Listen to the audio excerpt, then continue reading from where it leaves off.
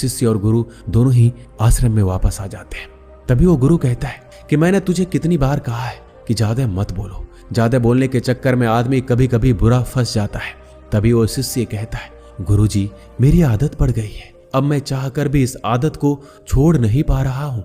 मुझे पता है कि मुझे सिर्फ दुनिया का सबसे बड़ा ज्ञान मिल जाएगा तो मेरा मन अपने आप शांत हो जाएगा, मैं अपने आप चुप हो जाऊंगा। लेकिन आप हो कि मुझे सबसे बड़ा ज्ञान बता ही नहीं रहे हो। मैं आपको कितने दिनों से पूछ रहा हूं। जैसे ही उस शिष्य ने सवाल किया, गुरुजी फिर से चुप हो गए, कुछ भी नहीं बोले। अब वो शिष्य गुस्से में वहां से चला जाता है और कहता है, गुरुजी मुझे बड़ा ज्ञान बताना ही नहीं चाहते। इसके बाद वो शिष्य एक तरफ जाकर बैठ गया। रात का अंधेरा पड़ गया था, शाम हो गई थी। प्रकृति में पाए जाने वाले हर चीज अपनी गहरी नींद में चले गए। तभी शिष्य आकाश में देखता है, सारे तारे टिमटिमा रहे हैं और रात की एक शांत आवाज सुनाई दे रही है जो अंधेरी रात में हमेशा सुनाई देती है। तभी शिष्य को धीरे धीरे एक आभास होता है, उसको एक आवाज सुनाई देती है। वो आवाज थी मौन की। उसका मन एकदम खुश हो गया, वो कुछ भी बोल नहीं पा रहा था। उस दिन उसका मन एकदम शांत हो गया, उसको एक अलग सा आभास होने लगा, उसको एक अलग सी शांति प्रतीत हुई और उसको लगा कि शायद दुनिया का सबसे बड़ा ज्ञान यही है। और गुरुजी हमेशा मुझे बताते आ रहे थे, जब भी मैं उनसे पूछता तो वह शांत हो जाते, कुछ भी नहीं बोलते। और यही दुनिया का सबसे बड़ा ज्ञान है।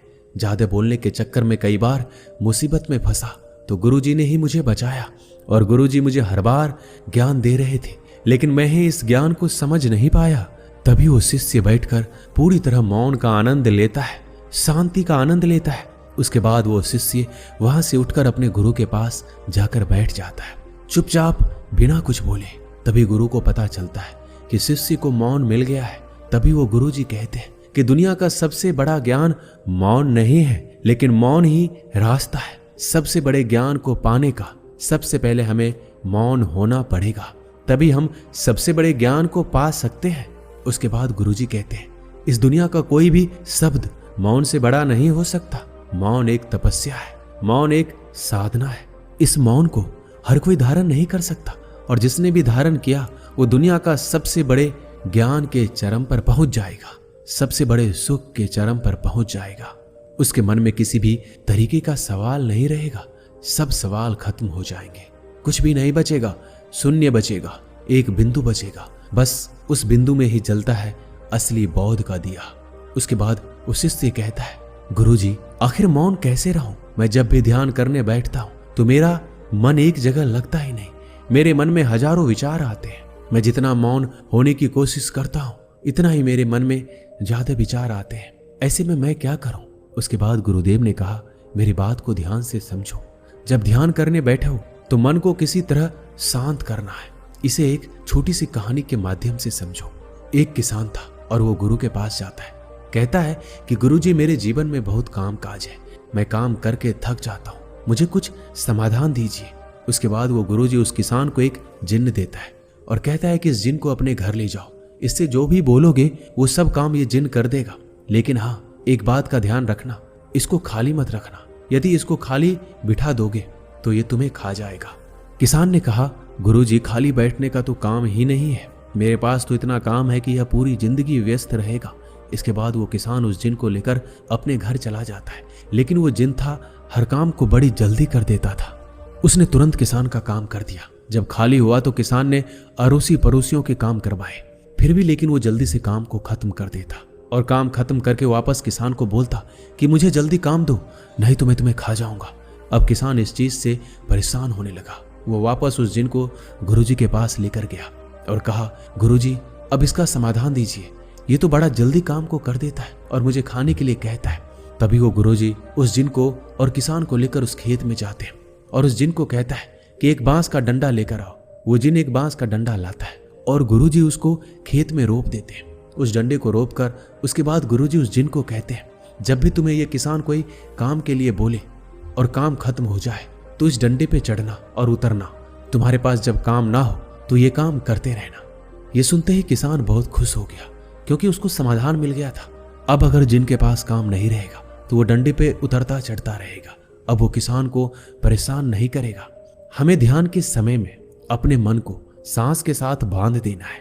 जैसे सांस बाहर जाती है तो उसके साथ मन को बाहर, और जैसे ही सांस अंदर जाती है तो मन को अपने अंदर। धीरे धीरे इसका अभ्यास करते जाओ। धीरे धीरे आपका मन शांत हो जाएगा। ऐसा नहीं है कि सिर्फ तुम ध्यान के समय ही ऐसा करो। जब भी तुम कुछ काम करते रहो, कहीं जा रहे हो, किसी से बात कर रहे हो, उस समय मौन रहकर अपनी सांस पर ध्यान दो। अपने मन के अंदर की आवाज को सुनो, सांस की आवाज को सुनो और उसी के साथ अपने मन को जोड़ दो। धीरे धीरे आपका मन पूरी तरह शांत हो जाएगा। जब भी कभी बोलना पड़े, किसी को जवाब देना पड़े, पहले याद कर लो कि क्या बोलना है। उसके बाद कम से कम 5 सेकंड रुक जाओ, उसके बाद ही अगले को जवाब दो। इससे तुम्हारा ज्यादा बोलने की आदत भी कम हो जाएगी। और जब तुम्हारे पास बोलने के लिए 2 ही बातें हो, उनमें से एक ही बात बोलो। और जब तुम्हारे पास बोलने के लिए 3 बातें हो तो उसमें से 2 ही बोलो। धीरे धीरे ज्यादा बोलने की आदत चली जाएगी, क्योंकि हमारे मन को शांत करने से पहले चुप तो रहना ही होगा। जुबान को बंद करना ही पड़ेगा। शांति को मुंह से बोलकर या लिखकर नहीं बताया जाता, उसे सिर्फ अनुभव किया जा सकता है। और जब तुम मौन होकर अपने ध्यान में उसको अनुभव करोगे, तभी उसकी तुम्हें सही असलियत का पता चलेगा। अब उस शिष्य को मौन का महत्व पता चल चुका था। उसे दुनिया के सबसे बड़े सुख का अनुभव हो चुका था। उसे असली शांति का अनुभव हुआ। हमें भी अपनी जिंदगी में मौन होकर उसका लाभ उठाना चाहिए। इस मौन के अंदर जो शांति है, उसका वास्तव में कोई अद्भुत अनुभव होगा, क्योंकि इतने बड़े बड़े संतों ने, भगवान बुद्ध ने इसको सबसे सर्वोपरि बताया है, सबसे बड़ा सुख बताया है, ज्ञान का पहला मार्ग बताया है।